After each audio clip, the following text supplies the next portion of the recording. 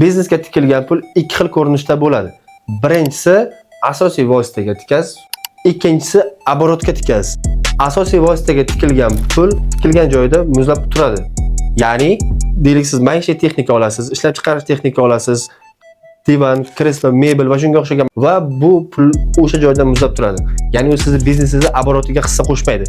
Оборотga tikilgan pul esa biznesni olg'a yuritishga xizmat qiladi. Endi asosiy vositani hisobini qanday yuritish kerak? Masalan, siz 5 million so'mga televizor oldingiz. Bu pulni siz o'sha oyning o'zida birdaniga xarajatga yozishingiz xato hisoblanadi. Nimaga? 5 millionni xarajatga yozdingiz, bu oy siz ko'radigan foydadan 5 million kam chiqdi. Endi keyingi oyga kelib esa siz 5 millionga ko'proq foyda qilasiz va xuddi shu nomutanosiblik davom etib ketaveradi. Va siz to'g'ri hisobda ola olmaysiz. Ya'ni o'tgan oy ko'p zarar qildim, bu oy ko'p foyda qilib ketdim, hech qanaqa bir stabilnost bo'lmaydi.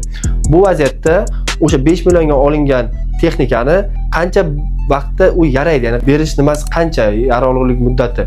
Deylik 5 oy.